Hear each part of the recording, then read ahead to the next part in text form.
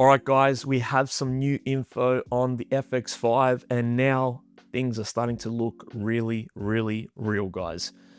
We now have pretty much what appears to be the FX5 menu system. We're not getting the whole menu system yet. We don't see everything, but we do see some of the resolutions, how the new menu system is going to look. And we have also some new registration information from China's MIIT database. Now, remember, guys, it's still rumor until it is confirmed, but it looks like we're getting closer and closer to the FX5. Now, the menu system, from what we can see from the photo, doesn't look like an FX3, FX30, or A7 series anymore. It's looking much closer now to the Venice, Burano, and the Cine Alta interface, which is awesome. It's much welcomed. You can see there's larger fonts, cleaner layout, bigger touch targets, and much more cinema focused. Now, the big thing I want to talk about is the LCD. As you can see on the photo, the LCD looks a lot longer now and a little bit more wider.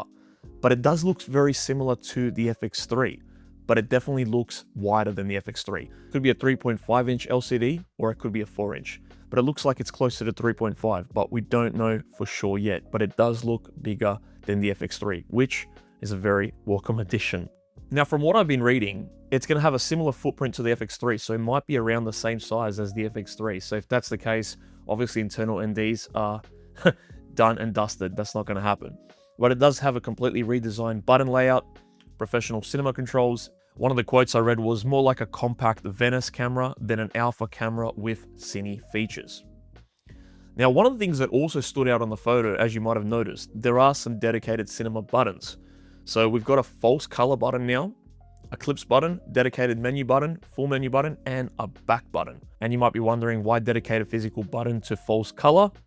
Would probably suggest that Sony is now expecting cinematographers to be using exposure tools constantly, and that's what you would expect from a professional cinema camera. I would probably imagine you would be able to change the false color button into something else if you wanted to, but I think it's just there for cinematographers that do use false color and want to expose properly. Now, the recording modes. This is where things get interesting, and it looks like we're getting closer to confirmation that it is going to be a 5K resolution rather than a 6K, which is pretty much what we've been saying consistently, because FX5 kind of makes more sense. This is what the menu shows. We have full frame in 5K 3x2. We have full frame 5K 17x9. We have full frame 5K 16x9. We have full frame C, which is for crop, 4.5K. Full frame C, which is full frame crop, 3.8K. And then we have Super 35 3.2K. So it tells you a little bit more about how the camera is going to operate and how we have a few different options to go by, which is awesome. We're talking about open gate again. Open gate has been one of the bigger conversations in this camera, and for a while since the Sony A7 IV. Having full frame 5K 3x2 will strongly suggest that we will have a full sensor open gate recording, obviously a full sensor readout, and much more flexibility in post because we have open gate. Now I'm showing you guys a frame just to show you what it looks like in terms of when you're cropping 9x16 and when you're using the full readout. So obviously we'll have better vertical crops, horizontal crops. We can do better reframing, social media workflows for people that require it.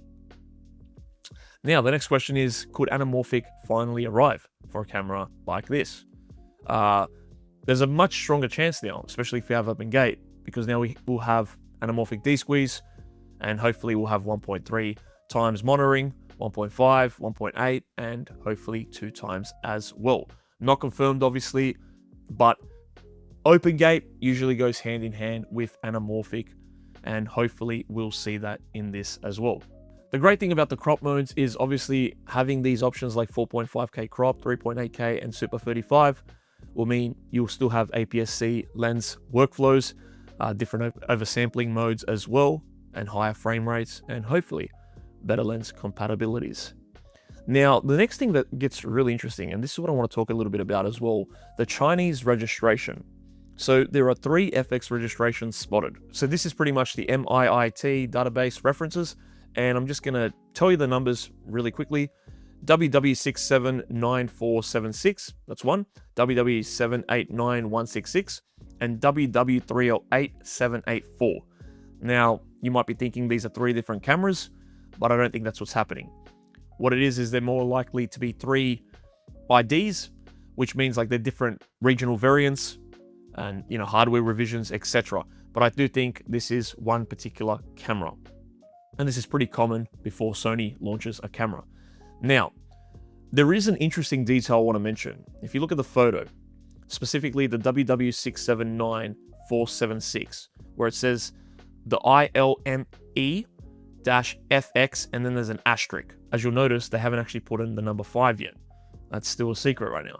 But what it actually lists is NP-SA100 battery, 30 watt USB-C charging. Now the NP-SA100 battery is the new battery that the A7R6 is now utilizing, which means the FX5 will most likely have that battery. Not confirmed yet, but it makes sense, I guess, if we're moving towards the new body, that it will most likely implement this battery, which is the NP-SA100, which makes more sense because this battery is going to be a lot more efficient for a camera like this. Now, there is a separate hidden E-mount registration, which lists the NP-FC100 battery and 7.5 watt charging. I don't believe this is for the FX5. This might be for the other camera that's also going to be announced. Forgot the name of it. I'm going to put it in the comments. So obviously at this stage, we still don't know which battery the FX5 will ship with, but I have a feeling it might be the NP-SA100. Now, in terms of wireless and charging, this is what the registration confirms at the moment. We have Wi-Fi, Bluetooth 2.5 gigahertz and 5 gigahertz as well, along with 30 watts USB-C charging, which would be pretty awesome to have. Now, from what I've seen from the insiders, someone has mentioned it's a substantial upgrade over the FX3. It gets a new name because it's more like a compact Venice camera than an alpha camera with cine features. Huge statement, really, really cool. And I'm definitely keen to see if that is the case. From what I've seen also, obviously we have the professional button layout. This is going to be a more Venice-inspired menu system. There's going to be support for XLR handles, external EVFs. This was a big thing, guys, like not like the FX2 that was kind of attached. This will most likely have an external EVF, which I welcome, and I think a lot of people do as well, especially if you want to put on a gimbal. You don't want to worry about this lugging around. So external EVF is very welcome, and SDI expansion as well, and more modular cinema accessories. Very, very cool. So again, much closer to the Venice/Burano than the Alpha camera line. So yeah, this is becoming much bigger than just another FX3 replacement. This is going to be a real true compact cinema camera, and I'm really excited about it, guys. Especially if the rumors are actually true. 5K open gate, Venice-style menus, professional controls, modular expansion, X-OCN, obviously the internal raw recording, it's showing there. So that's really cool. The triple bass ISO and a workflow that will be probably closer to the Burano and Venice. So, wow. This is a lot to take in, and obviously we're going to find out more info very soon, but we've got like an idea of what it might look like. We don't know for sure yet, but pretty exciting. The only big takeaway, I guess, is it doesn't look like it will have internal NDs, which is a shame, but again, you can't have it all, and it makes sense for a small compact body like this that it's just not going to be possible. We still don't know the other features yet, like in terms of the bit rates, the codecs, everything like that. And hopefully once we know a little bit more, I'll definitely cover it. So stay tuned for that. This is now the 4th video covering the FX5, and I feel we're still scratching the surface, but we're getting closer and closer to the FX5 becoming a real reality. And it looks like it's not going to disappoint. That's it for this. I'll keep you guys posted. Super exciting. Yeah, what do you guys think? Let me know in the comments, and we'll continue researching and finding out more, and I'll keep you guys updated. Anyway, stay safe and be well.